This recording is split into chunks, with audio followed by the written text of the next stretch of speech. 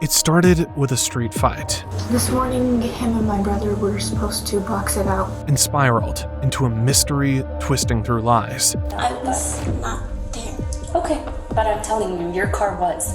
Family secrets and hidden truths. He was involved with something, but I could never get the truth from him. He didn't buy a gun. Yes, he did. When? It's on your phone messages. He didn't buy a gun. A son accused of murder. He was not in trouble because I know he didn't shoot. I know he knows what happened. Right. And the reason why I'm here is because Angelo said he was there. By the end, the truth wouldn't just solve a murder. It would expose how far someone would go to protect themselves. You're making me upset. You're telling me that my family did it when I know they didn't. My mom understood that if anything were to happen to him, I would not talk to any of them ever again. Welcome back to Crime Explorer.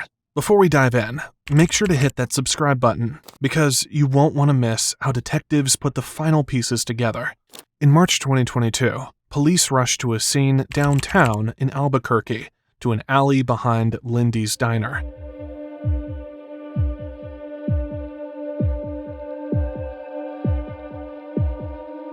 It was around 11:20 a.m. Two teenagers were squaring up, ready to throw punches.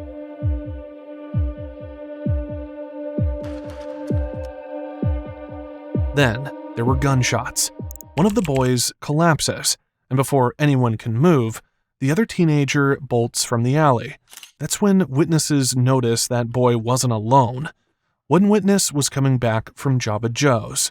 Did you hear anything? No, so I was walking back and I got food like a few blocks over that way at Java Joe's, I think it's called.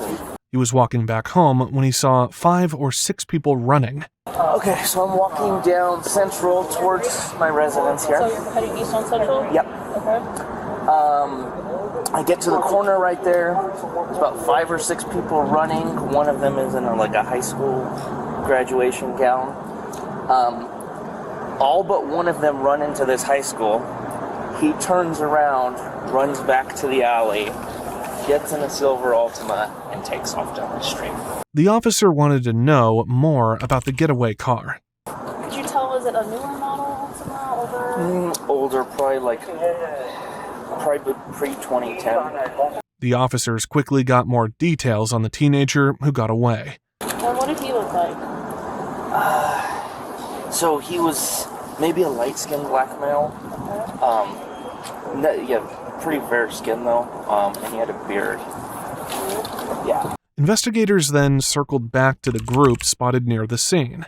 So you said that a group of the 5 or 6 kind of looked like they were in graduation gowns, or how old did they look? One was in a graduation gown, the rest looked like they may have been family. Okay. And they all ran into there. Okay. A family saw it all up close and rushed into the school for safety. Officers knew they had to track them down for statements soon. But before that, a woman came forward with what she remembered from the scene.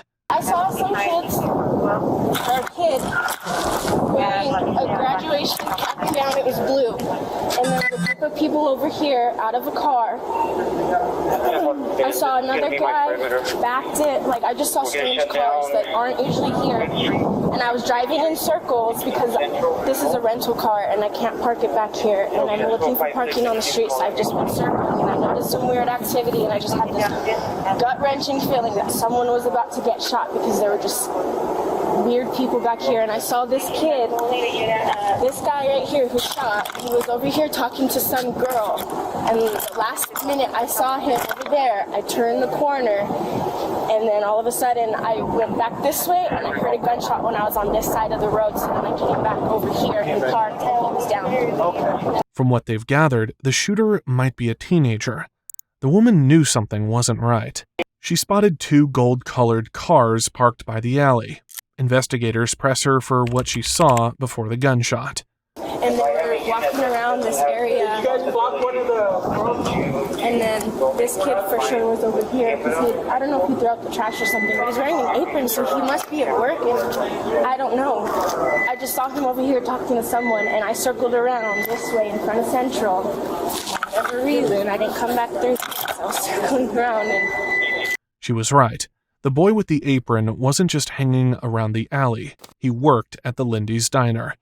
The woman sped off in panic at first, and by the time she turned back, chaos had already started. And people started scrambling around. They were running. And so that was when I knew. And I had 911 ready to go. The officer then went into the Lindy's Diner and interviewed the owners. Detectives tried to get a sense of who the boy was and who to notify. That's when the story takes a painful turn. My daughter knows the girl, and she's the one that called my daughter back. And I went outside to look for Jay because I thought I saw the police cars come and stuff, and I thought, oh, he's back there just like trying to see what's going on or something, you know. And she caught me and said, it was Jay. It was Jay that got shot back there. Okay, but so her his name is Jay? Yeah, well, it's not Jay. They call him Jay. It's Jesus. Jesus. His name was Josue Ruiz, 16 years old, a kid still in high school, only a couple of years away from graduating. Ruiz just started working to support his girlfriend. His grandfather was a regular at Lindy's Diner. Somebody has got to get a hold of his grandfather. Okay, his grandfather? Yeah. He works at where? Johnny Montoya. He works at... They live over here at... He took the kid in. I mean, I think they're close, you know, I don't know. Terry, like, is that something that you could coordinate with them on? Okay. I mean, I'm sure the apartment knows how to get a hold of... He must have some, like, work information and stuff. In case of emergency forms? No. Okay, that's okay. No, you the said kid that- just started working Yeah, no, here. that's cool. Outside Lindy's Diner, officers meet Johnny Montoya. They carefully tell him what has happened. So I don't know if anybody's told you this, and I was trying to see if you already know. Obviously, Josue, is that how you say it? Yeah. Josue's passed away. His grandson, Josue, has passed away. Detectives quickly move the conversation toward the investigation. So that's what we're here for, is we're here to try to figure out what happened and try to do the best we can by Josue already. He's your grandson, is that correct? Okay. Officers then turn to the family connections, looking for more details. Do you know where his parents? Yeah, we'll just let. So, like I said, those other detectives will be in touch with you. Are you going to hang out here at Mickey's? I'll be right here. The pain finally breaks through. He was involved with something, but I could never get the truth from him. I could never get the truth. He breaks down as he tries to make sense of it. Yeah. What can I do? What can we do for you? I mean, I tried for him. I don't know what he was involved with for somebody to come out here and do something like that. I don't know. He just seemed like such a good kid. He seemed like a good kid that... Through his grief, Montoya gives investigators their first real lead. That very morning, Josue had called him with news. He was going to be a great-grandfather. He has a girlfriend over there at my apartment, and His girlfriend's at your apartment right now? Yeah, he called me this morning and told me, hey, you're going to be a great grandpa, is what he told me. So. No kidding. Detectives now wanted to know who she is. Who's his girlfriend? Elizabeth, I think it's Maldonado. The girl is Elizabeth, from the Baldonado family. The officers now know where to look next. She's at your apartment right now? Right now, yeah. Is there anybody else over there? No. But before they interview the pregnant girlfriend, they need to gather a few more eyewitness testimonies, especially from the family that saw everything up close. At a nearby school, two separate families waiting inside. Both report having seen someone get shot in the alleyway. There's two separate families that are each in a room right now, and both of them said that they saw someone get shot, and they were pretty shaken up. I'm not certain if they know who it was or not. Or They weren't sure yet how much the families know, but the detectives were determined to find out. Step by step, investigators begin organizing the process. Now comes the crucial moment, sitting down with the first family of witnesses. Gradually, details of the scene begin to emerge. Were you all together? yeah.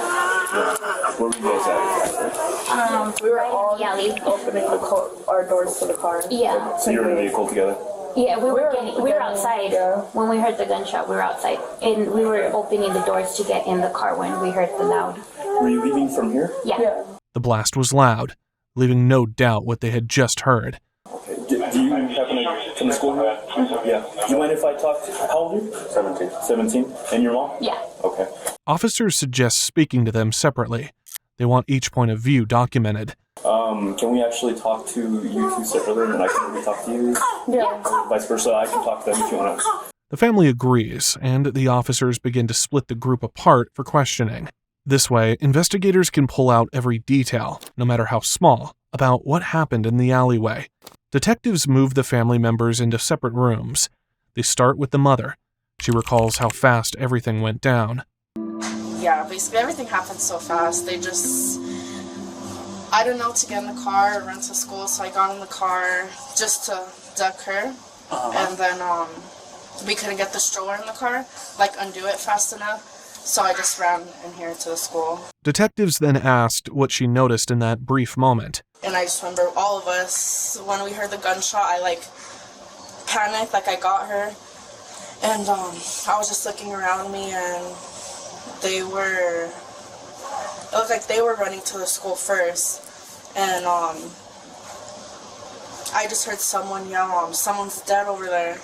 But the mother also remembers movement on the street, something critical for the case. Every other witness claims the shot came from the other teenager, but to her, it was clear. It was a drive-by. Next, detectives turn to her teenage son, who gives his own version of events. So I was opening it, my door's open, I hear the gunshot go off, I see the birds, and I just get in the car and close the door. That's when detectives focus on what he might have noticed about the suspect's escape. It looked like a pretty dated sedan. I'm pretty sure it was tan. He saw the car more clearly than anyone else. It was a four-door tan sedan.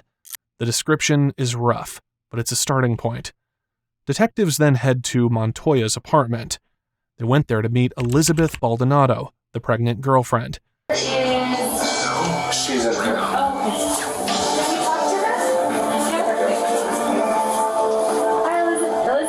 They found Elizabeth lying in bed, grieving, yet still wanting to talk. Yeah? Hello? Can we talk to you out here in the kitchen? Yeah. You want to put in there? Because of the TV? Yeah. Do you mind if we come in here? Yeah, go ahead. Yeah. I'm not gonna shut it all the way. I'm just gonna pull it shut just a little bit. The officers ease into the conversation. How are you? Not good. Not good? No? Did he already tell you? Yeah? Okay. I'm so sorry for your loss. And again, I don't know if he told you that... Before the detectives could continue, Elizabeth's mom walked into the apartment. One detective pulls her mother aside to speak privately near the doorway. Meanwhile, Detective Anna stays focused on Elizabeth. Wouldn't know what to tell you, honestly. Okay, so let's start with today. What'd you guys do today? He took a shower at 8 o'clock. He was getting ready to go to work at 10. He left around 9:50 something. After he left, she busied herself with making medical appointments. I was making appointments today because we found out that I am pregnant, and he was texting me still until at least around 12 o'clock, and then he stopped answering me for a few hours. It lines up with what other witnesses reported earlier. And then you continued messaging and he didn't answer? No. The detectives studied the timeline, seeing how closely it lined up with the moment Ruiz was killed. Just as Elizabeth seemed ready to say more, her mother stepped in once again, cutting her off. Can you tell us what's going on? Yeah, absolutely. First and foremost, I'm so sorry for your loss, okay? Right now, I don't have much other than officers were dispatched to the alleyway in reference to Jose being deceased, okay? Then, Elizabeth reveals something critical. This morning, him and my brother were supposed to box it out because this has nothing to do with this at all. My brother and him just don't get along. They bump heads very much. But my brother would never do this. He knows how I feel about Jake. He knows how that would crush me. Ruiz was at work that morning, but his texts showed he was looking for backup for his fight with Elizabeth's brother.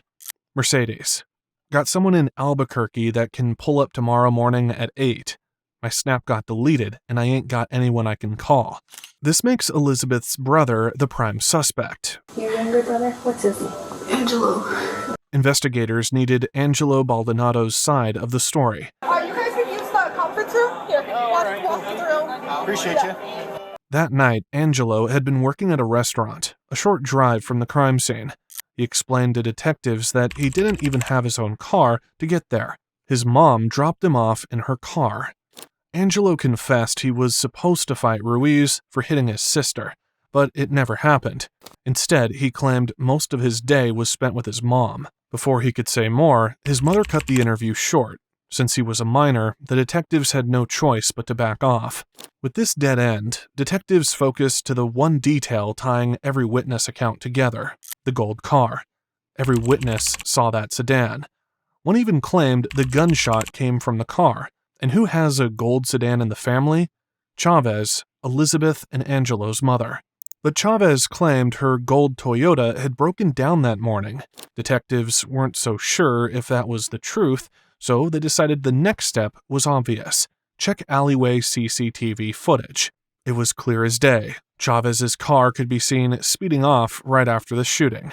This was the kind of detail that could either clear up the story or tear it apart. Every second seemed to matter now. So he just walked to the passenger side. And they react. Is this Victor? That almost looks like a Toyota. Can we rewind it? It can also slow down as well.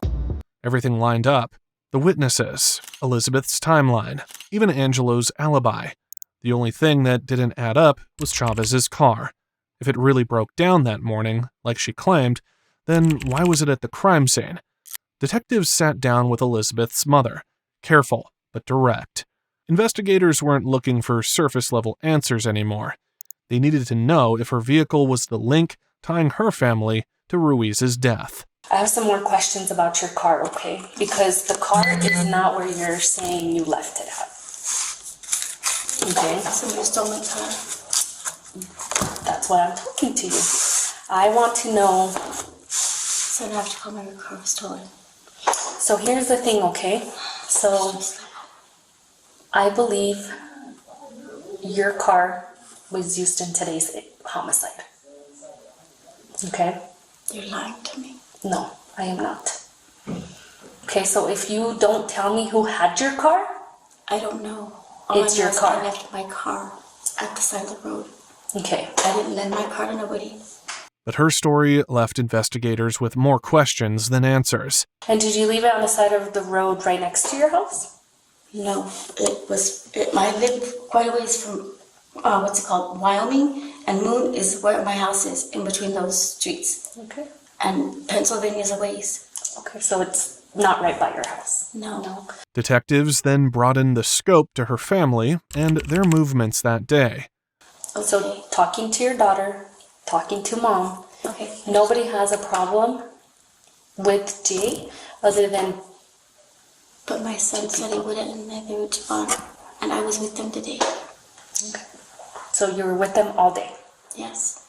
She was with her children for most of the day, but Detective Anna needed exact time. They went to the laundromat with you? They did not go to the laundromat with me. During that time, they were all at home. But you wouldn't know because you weren't home. Correct? Between the hours of 1:37 and 2:20, I was gone at the laundromat alone. I got dropped off from Big Serena. My children, all the boys, they were all still at home. None of them left. Okay. She insisted none of them could have slipped away without her knowing. They're not allowed to leave the house unless they have permission, because I need to know where they're going. Hard to believe, but instead of pressing her, Detective Anna focused on the car. So then if they were home, because you said you were on your way over here, right? when your car broke down. That was what you told me. Yes, between 9 and 10 in the morning. You were on your way over here. Mm-hmm. By yourself? I'm by myself, yes. Okay. And So I'm then, still at the house. okay. So then, when I find video surveillance Hold on. from the incident, Okay, but you have to give me a moment. okay, My son had an interview at 9 o'clock, and we were over at the Whataburger over there, Cottonwood or whatever. So it had to have been after 10, between 10 and 10:30 perhaps.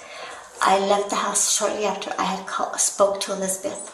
Her story wavered again when detectives asked about the missing vehicle. To her, the abandoned car was only an inconvenience, not a clue in a homicide investigation. Still, detectives had to be direct, asking the hardest question. did you shoot Jay? No, I didn't. No. He's a kid. He's a baby. I know, but somebody did. But no. I have no reason to do anything. The detective circled back to the timeline, trying to fill the gaps that her story left behind. So then, you leave your car, right?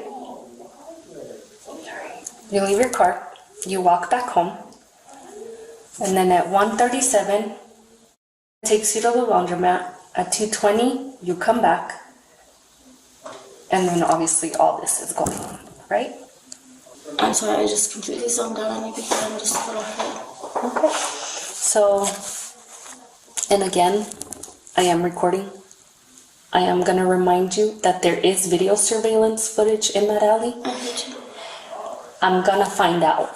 Okay. I'm just waiting for, and I mean, it might be ready. I don't know because I've been here interviewing everybody, but I do have officers there trying to pull the video surveillance. So I am going to find out what happened, being that you bring up your car and it matches the description that I was given.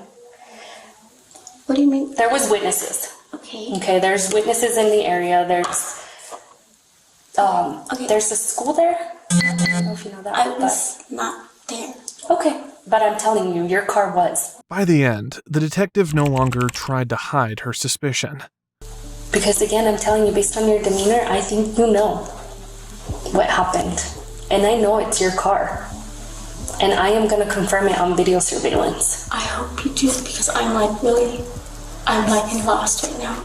They caught her car on CCTV, but she wasn't visible inside, and no witness recalled seeing her behind the wheel. Detectives were forced to let her walk, but the case was far from closed. Investigators got warrants for cell phones of every single family member. Phone data placed Angelo's device at the alleyway at the exact moment Ruiz was gunned down, and the texts between Ruiz and Elizabeth spoke volumes. They talked about guns, the fear of being jumped, and backup being brought just in case. Are you still going to fight them? Yes. That's not changing. I prefer not tomorrow because my hands are up and I have to work, but oh well. They're going to act all copyright now, and that's going to them over. I know. They better not jump me because I'm having Darnie come and watch just in case. It's one of the only people I with that can beat my two. I don't know who that is. Donovan. Oh, okay. Yeah, so by the hope they don't pull, no. I'll be there too. Why? For detectives, it became clear. The fight had been doomed from the start. Elizabeth's name surfaced again and again, raising questions investigators couldn't ignore. They brought her into the station for a formal interview. I just think it's interesting, and I'm going to tell you, maybe you don't know, maybe they have kept you in the blue. But I'm going to tell you right now that your mom said she drove Angelo to his interview. Guess what? Angelo said he borrowed the car from your mom and he drove himself to the interview. He used your mom's car to go to McDonald's and Anthony. So obviously, somebody's lying. With her confidence slipping, Detective Anna leaned harder on her phone records. And again, the reason why I'm sitting here asking you more questions is because you seemed a little more innocent and oblivious to things, but based off of your phone and the conversations I have been able to see, you know, when I brought up who owns guns, you're like, nobody does. When your little niece was like, oh, yeah, they do, You and your mom were like, no, nobody owns guns. Well, guess what? In your phone, you're talking about guns. And who has guns? You're also talking about... I don't know. But it wasn't only weapons they confronted her with. There's also a conversation that you ask Josue if he wants to buy drugs off of for him to sell. And I'm not making that up. The questioning finally reached the heart of it, the missing gun.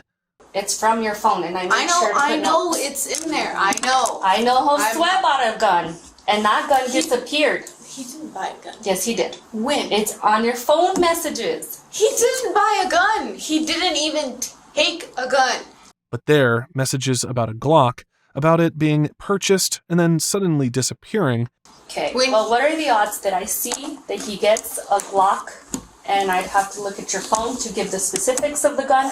He says he got a Glock, and then the gun disappears. He asks you where it is. You tell him it's under the mattress or in between the wall, and he says it's not here, and you're like, it has to be there, and he's like, well, it's not here, it's missing. That's from your phone. No, I never said any of that. He never told me he had a gun. Ever. He told me he was going to get one, yes, but he never told me he had a gun. Still, the digital trail contradicted her, and detectives knew they were closing in on the truth. Okay, so what went missing? What are you talking about? What missing? Literally, after he says he's gonna get that gun that day, you guys start talking about something missing. The detective then turned the pressure up another notch. You made it seem like Josue, Jay, is the one that planned the whole fighting with. He wanted to fight. Right. He wanted to do it.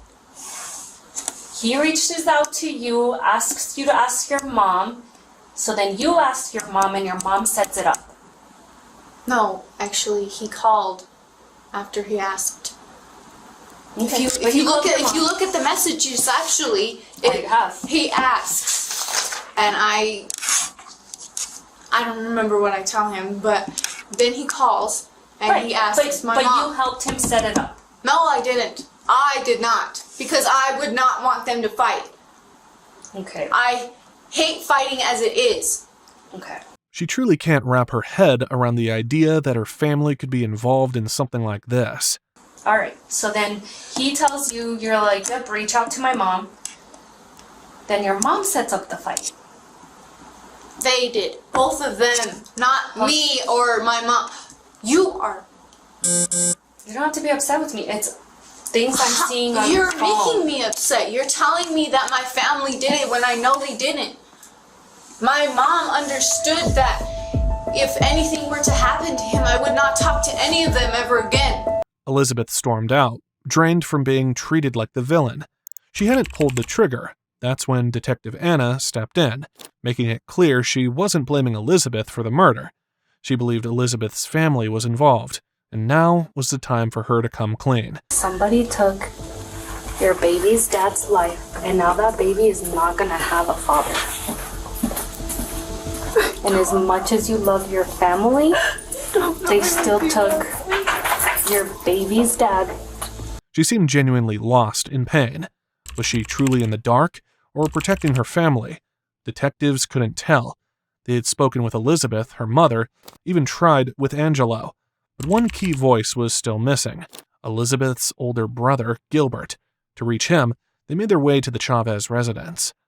Gilbert Ortiz Chavez, aka Menace, stepped out. If you're one of the people we want to talk to, we'd like to chat with you. She's not like my mom. I'm their friend. Oh, okay. Yeah, it's your mom? Yeah. What's your name, brother? My name's Gilbert. Oh, hi Gilbert, how are you? Mike. Who else is in the house? Do you mind if I... My little sister.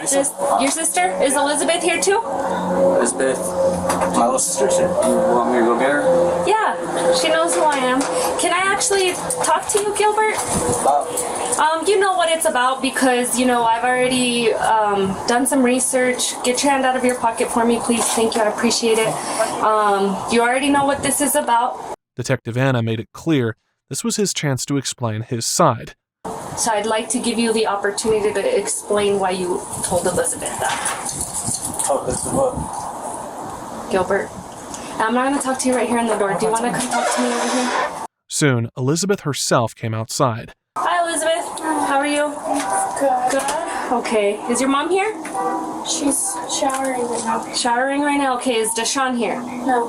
Jawan? No. Anthony? Annalise? No? Okay. You might want to go tell your mom that I would like to talk to her again. I'm going to talk to Gilbert if he's willing to speak with me. But you said she's in the shower, so she might want to start getting ready. Okay? Okay. Thank you. Then she turned her attention back to Gilbert. When investigators pulled apart Ruiz's phone, they realized this wasn't just teenage boys setting up a fight. It was being driven by someone much older.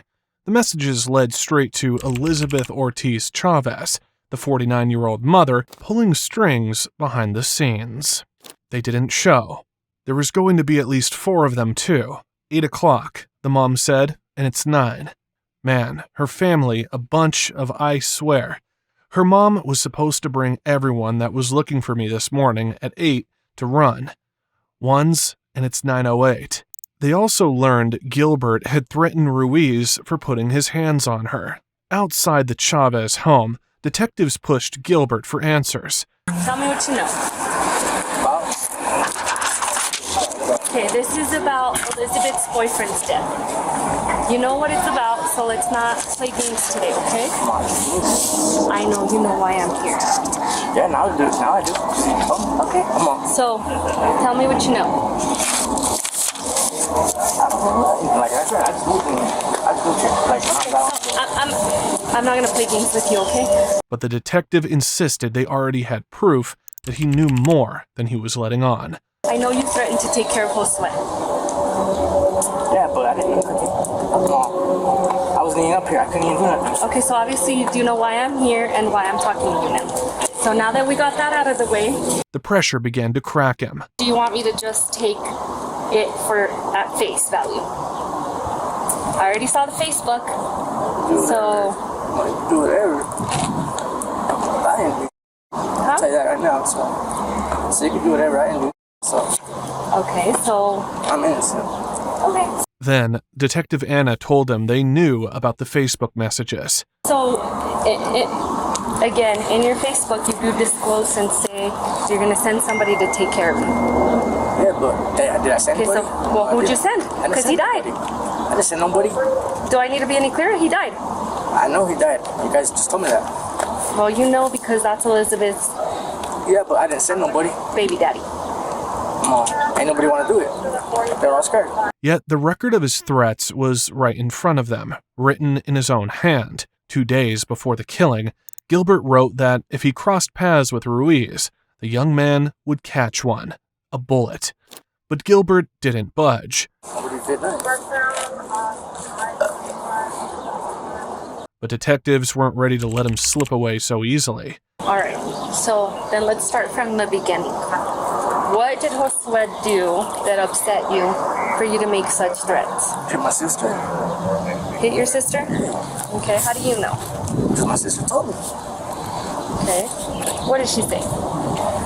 She said that she lied to her boyfriend and hit her. I said that would tick me off. You know what I'm saying?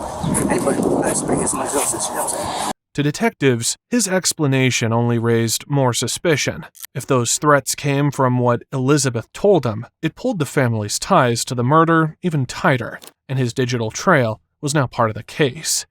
Again, you have to realize that I'm investigating a homicide. Okay, a homicide in which you threatened to kill my victim. So you're gonna take my phone? Yes. You take your phone, I'm gonna do a warrant on it. If for all I any gotta say is just don't look at the pictures, you know what I'm saying, unless you want to see something, but it's a whole lot of something. Okay. Well, I won't look at pictures, but I am interested in who you've been talking to, text messages and so on, so I am gonna do a warrant on it, okay? Gilbert might have dodged questions, but his phone messages with Elizabeth showed a clear pattern. He kept insisting he wasn't the shooter. He had even begged her to delete their chats, worried the police would use his threats against him. He kept saying he didn't shoot him, and Elizabeth believed him, saying she knew her brother wasn't the one who killed Ruiz. That left detectives staring at the bigger question. If not Gilbert, then who was it? So, you know why I'm here, okay? I don't gotta repeat myself. Wait. and just put it away. I don't want to repeat myself. I I don't want to play But games. this is that confirmation number from when I had called, because I called that same evening, and nobody ever came out of it. You didn't report your car. I did. This is it. Yes, it is. I already know. Okay, you know They what, tried- lady? I'm not trying to mean with you. Chavez pulled out confirmation numbers from a call she had made about her car, insisting no one ever responded. Detectives knew better. She was stalling. So why did you set up a fight between Angelo, Deshaun, Jawan, and Josue? No. Yes, you did. No. The little boy called over. He called to the house. He was asking for a fight. I was like, wait a minute, you want to do what? I was like, are you serious? It was either that or they wanted to sit there and do some stupid things. I'm not trying to have stupid things go on between those boys. Those boys need to learn how to get along. Okay. Investigators turned the questions directly onto her role. I've gathered phones, and based off of everybody's phone, not just Josue's phone, you were gonna set up a fight. You said you didn't, and you didn't want to, but the fight was gonna happen. He said, well, come over in the morning. I was like, wait a minute, come over in the morning. And my son, Angelo, told me like this. He goes, Mom, I'm not going to fight him. He goes, I'm not trying to get into a fight. He goes, I have more respect for my sister than that. And that's how that went down. The texts from March 2022 didn't match what she had been saying. Chavez was the one expected to bring the boys ready to jump Ruiz, but when the night dragged past 9, no one ever arrived. While Chavez denied setting anything up, Ruiz's phone showed otherwise. The plans were real, the promises clear. Detectives placed the messages in front of Chavez, and instead of standing her ground, she started walking away. When she couldn't talk her way out of it, her instinct was flight. Well, I'm gonna tell you something, okay? When I charge someone, you're gonna be charged along because I know you're hiding the truth and I know you're listening to me, and it would suck for Aurora and Elizabeth's baby to not be present, for you not to be present, because I will charge you because I do know you were gonna set up that fight that day. The end. Young lady, I did not set no fight up. You're wrong. And I promise to God, I'm buying off your daughter's phone. Goodbye. Chavez slipped out of view to the other side of the house. She then tapped on Elizabeth's window, urging her not to cooperate. She was knocking on the window. Yeah. She's going, I don't want her out here anymore. Y'all can just stay in the house. I don't know. I'm not doing that. I'm going to just be up this. Okay. Have a good day, ma'am. Can I talk to you? Further away. I just don't want to be standing by windows. Is that okay? Yeah. The detectives noted Elizabeth was either a young woman used to hiding her feelings or one too tired to fight against the questions anymore. How you been feeling? Tired? Tired? Every day. I don't want to get up. No? Are you gonna keep the baby? Yeah. I don't know if you want to move further away so that nobody hears, but here's the thing, okay? We talked last time and I know you were very upset, and I can't imagine what you're going through because you're kind of put in between. But I already know you know what happened. I don't know what happened at all. All I know is that when his grandpa got back, he told me that Jay was dead. But the detectives weren't convinced. To them, Elizabeth's calm wasn't ignorance. It was silence. And silence, in this case, was as loud as any confession. It was the worst. Just thinking about that, just Do you want to go talk in my car? Who would have done it? Which drives me nuts. I already know who did it. Actually, I don't even have to say anything, okay? I would just hate, and I truly, from the bottom of my heart, still believe that you weren't involved. But I would just hate to find out that you were involved. And then where does that baby go? Because he no longer has a dad.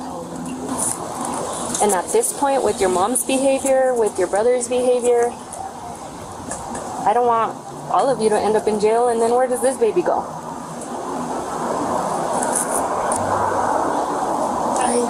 I've already told you I don't know.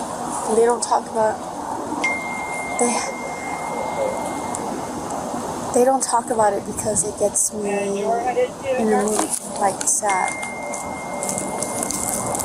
She kept on denying, but her eyes told a different story. She was carrying the weight of secrets that no one else wanted to speak aloud. You know what makes me believe that you weren't involved? That you're the one who told me that they were planning to fight that day and that your brother and his friends didn't show up. You're the one who told me that Gilbert had threatened Josue, right? But my brother Gibby wouldn't have done anything because... Okay, well, hear me out, okay? So that's why I have no reason to believe you were involved. However, being that you've been living here makes me believe that you already know. There's no way you living here and you don't know what happened. There's no way. I don't. I really don't. You're not going to change my mind because, I mean, is it weird that she lives here and she knows nothing? Elizabeth, you have to think about. Can I talk to you for a sec, Elizabeth? So say something else. I know we're not trying to upset you any more than you already are or anything like that.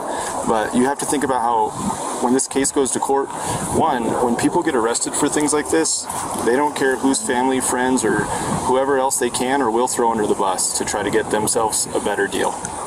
Elizabeth's choices now would shape how the truth, or her silence, will be judged in a courtroom. She chose to stay silent. On June 15, 2022, detectives returned to the Chavez home, this time with a search warrant. They found enough evidence to arrest and charge 16-year-old Angelo Baldonado. He was arrested and charged for first-degree murder of Josue Ruiz. Angelo was taken to the Bernalillo County Juvenile Detention Center, becoming the first and only member officially tied to the crime. Is my mom going to be here someday? Is your mom going to be here? Was she driving down here? No, she was talking to one of the people that was there at the house. Oh, at the house? Yes. I was at the office, sorry, I was no longer at the house. Do you know who she was talking to? No, what happened was went home and I went to get my mom so she would come back home. And then I was getting arrested for a warrant. I don't even know what the warrant's for. So then my mom started talking to him. Because she said she was going to be down here, like she's going to have one of them take him or something like that. So she should be coming. So she should be coming. Inside the interrogation room, Angelo's first concern wasn't the charges, or it was his mother. Angelo, because you are a minor, I am going to read you your rights. And That's why I want my mom here. That's the main reason. Like, I didn't get questions or something. If I wasn't like going to talk to my mom about it. So you want your mom here while I read you your rights as well? Yeah, I want her for the whole thing. Angelo's phone data placed him right at the crime scene when the murder happened, even though he swore he was with his mother. That alibi fell apart fast. He was at work during that time. In custody, Angelo switched it up, now saying he'd been with his work friend Anthony. Detective Anna wasn't buying it. She headed over to Slapfish, where Anthony worked alongside his sister, to see what the truth really was. So, when Jay was killed, you were where? Like I said, I'm not sure. I was either in Espanola with my family, or at home, or here at work. Because I was trying to figure out schedules with her so that way I can get time to go down to Espanola. Because my dad has property and we had to clean that out, get his belongings divided between my siblings. Anthony didn't make it easy. He wasn't quick to back Angelo, but he didn't throw him under the bus either. I'm going to tell you that this is your one and only chance to come clean with me, okay? I'm going to tell you that the reason why Angelo was arrested is because I have enough evidence to know that he shot Jay. And stop with the BS, because I know you know what happened. You are at that house all the time. Yes, you are. Yeah, I'm there all the time, but that doesn't mean I know what happened. I don't know Jay, I don't know nothing like that. I already know you know what happened. I knew my parents. Yeah, okay, yeah. If you guys are going further, we can get an attorney with my mother. Detective Anna reminded him he is now a suspect in the investigation because of the friend he's trying to protect. You wouldn't be here if you weren't dragged into this by Angelo. Okay? So exactly, he's dragged into it. You don't know. And like I told you earlier, no.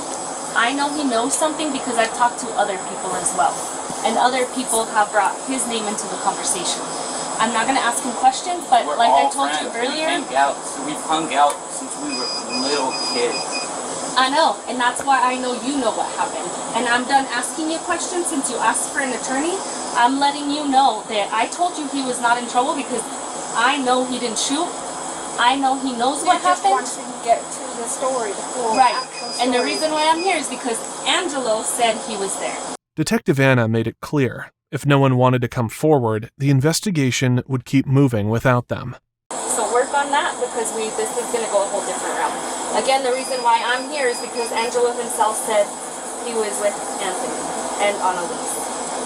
Okay? Okay, well, like I'm saying, what if Angelo is lying, though? So you can't push him to say something if Angelo is lying that. But so Angelo is not the only person. But what if the other person's also lying? So now I have 2 liars and then 1 innocent person, right? Got it. We're done having this conversation. We'll go a whole different route.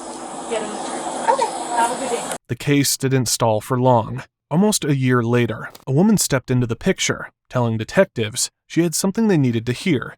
Gilbert had confided in her. But I've been kind of watching, everything that goes on Facebook, and I was able to see that Gibby was pretty hateful towards his mom and would always make comments about her and the family, and then he started making posts about the brother being there, that he doesn't belong there. And so I figured maybe I could get him to say something about it. He was the weakest link in the family, She used a fake Facebook account to talk to Gilbert. She read their messages to the detective. Why is your brother locked up? Because my mom and him went to go find my sister's baby daddy because he beat her. And when they got there, my sister's baby daddy tried to pull out a gun, but he got hit before he could even get his gun.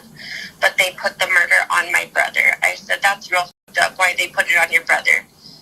He said supposedly witnesses were there and said it was him. And they say they also got video and that it looks like him in the video, but you can't see shit. All you see is a big-ass group, and then everybody scatters. So, in the end, it was never Angelo. The truth circled back to what that school witness had said long ago. It was a drive-by. Chavez pulled the trigger from her car. Now, Angelo sat in jail, while Gilbert fumed on the outside, angry that Chavez refused to come clean. I said, what the f***, your mom didn't tell nobody it wasn't him? He said, nope. I said, if I had kids and it was them or me, I'd say I did it. I never want to be like my mom. I hope he gets out. That's so f***ed up. He said, the crazy part is my little brother ain't telling on my mom. Gilbert tried to convince Angelo to speak up, but he denied. I said, so your mom did it and let your brother go down? And he said, yeah. I said, man, our moms have to be related or some shit. He said, for real, they ought to be. I said, have you tried to tell your brother to tell? He said, yeah. He said, yeah, but he tells me no. But that's how we was raised. No matter what the situation is, don't tell. And if we do, we gotta face consequences. The truth was no longer buried. It was documented, recorded, and undeniable. Angelo, too, had reached his breaking point. On March 25th, 2023, he told investigators he would not take the fall for his mother's crime. I do know. The main question would be, if everything would be happening, what we're talking about right now, would I get at least the first degree dropped on? So it would be the way to work around it.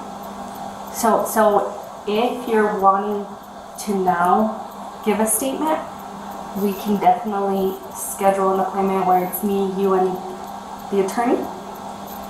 And then I'm more than willing to talk to you then. His statement, combined with Gilbert's admission, sealed Elizabeth Ortiz Chavez's fate. On May 5th, 2023, she was formally charged with murder. She pleaded guilty. At sentencing, she faces up to 18 years in prison. If given the maximum, she won't walk free until she is 68 years old. Angelo remains in juvenile detention, serving out his 4-year sentence. He will be 21 when he is released. A son sat in jail for a crime he didn't commit. A brother carried the weight of knowing too much. And a mother, whose own words would eventually betray her, showed just how far someone can go when survival is on the line. If you found yourself pulled into this case, make sure to subscribe, so you're here the next time we peel back the layers of a case where nothing is as it first appears.